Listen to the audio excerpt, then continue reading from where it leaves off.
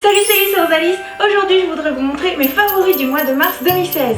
Allons-y! Alors comme vous l'avez vu dans mes vidéos pour mon père sans sel, ma vidéo grocery haul et mes nouvelles recettes healthy, ce printemps j'essaie vraiment de cuisiner plus sain, plus de fruits et légumes, plus de produits bio. Et donc mes favoris de ce mois-ci sont orientés vers la nutrition saine. En 1, tada! Un spiralizer ou un spiral slicer.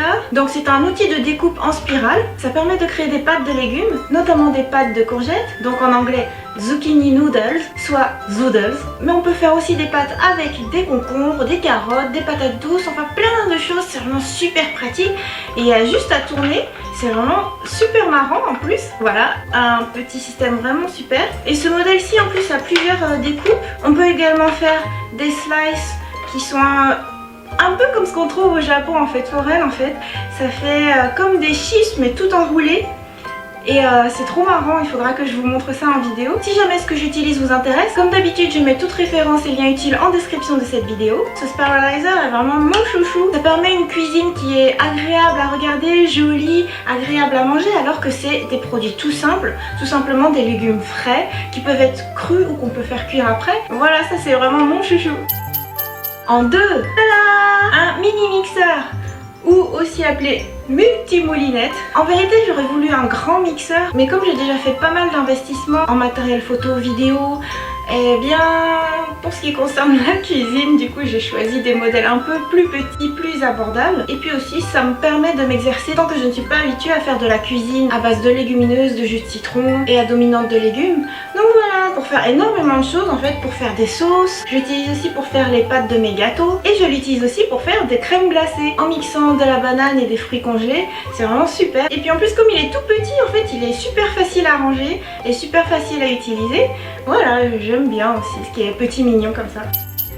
En 3, tada! Alors cet outil qui a la forme d'un bec de canard, c'est ma soeur adorée qui me l'a offert et je pensais pas que ça m'accompagnerait à ce point là. En fait c'est un presse-agrumes et je m'en sers mais tous les matins pour faire mon jus de citron. Mon chéri me prépare gentiment de l'orange pressée et vraiment c'est super pratique, super rapide. Ça permet de profiter de bons jus et du coup il n'y a plus qu'à presser et ça coule automatiquement. C'est très rapide et pour les gens comme moi qui n'ont pas beaucoup de poigne, en fait ça marche beaucoup mieux que de presser le citron à la main. Et pour les jus d'orange, ce qui est bien c'est que ici ça filtre les pépins et ça garde aussi la pulpe. Moi j'aime beaucoup boire le jus d'orange et la pulpe avec, donc il n'y a plus qu'à récupérer. Ce qui est fantastique aussi c'est que tout ça passe au lave-vaisselle.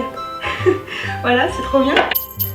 En 4, l'huile de coco. Je ne pensais pas m'en servir à ce point là. En fait avant je n'utilisais que ce qui était populaire, pas cher, l'huile de tournesol. Et en produit de beauté j'utilisais des crèmes, des démaquillants sous forme de lait ou même de lingettes et tout. Et en fait l'huile de coco je m'en sers pour tellement de choses maintenant. Pour cuisiner, pour les desserts, pour les cookies. Mais pas seulement parce que en guise de démaquillant c'est juste, ça marche du tonnerre. J'applique un peu d'huile de coco sur du coton. Je passe le coton sur les yeux, sur la peau et en fait ça enlève tout. C'est juste fantastique et c'est bien de se dire aussi qu'on applique sur sa peau quelque chose qu'on mangerait. On ne s'applique pas des produits chimiques qui vont faire des réactions sur la peau et sur les paupières. Là c'est vraiment naturel. Ça n'utilise qu'un seul ingrédient, l'huile de coco. Mais pas seulement en fait, en guise d'hydratant, en guise de baume à lèvres. C'est vraiment devenu mon compagnon de tous les jours, mon gros coup de cœur. Et enfin en 5, les bocaux. Ça paraît bête mais à partir du moment où on achète en coopérative bio, qu'on prend sans emballage et que ce sont des légumes secs qu'il faudrait conserver au sec, à l'abri de l'air, eh bien c'est pas très pratique de garder juste des sacs dans un placard. C'est beaucoup mieux avec des bocaux translucides et qui en plus ont un système pour pouvoir chasser l'air.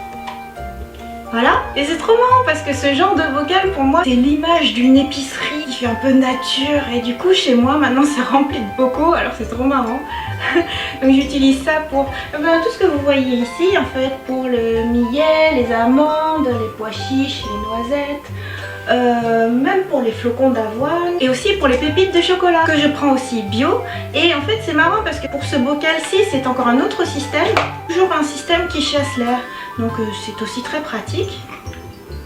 Hop, voilà.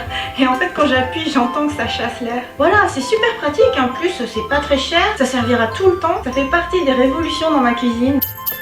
Et voilà, j'espère que ça vous aura plu. Amusez-vous à reconnaître ces ustensiles dans mes différentes vidéos. Jusqu'ici, j'aurais jamais fait un favori du mois sur la même thématique. C'est marrant. Chaque mois, j'ai des gros centres d'intérêt, des grosses passions qui changent et je suis à fond dedans. Et voilà, et en ce moment, c'est la nutrition. Tant mieux pour la santé. Et rendez-vous le mois prochain pour un nouveau favori sur un thème mystère. En attendant tous les jours de nouvelles vidéos et je vous dis bye bye.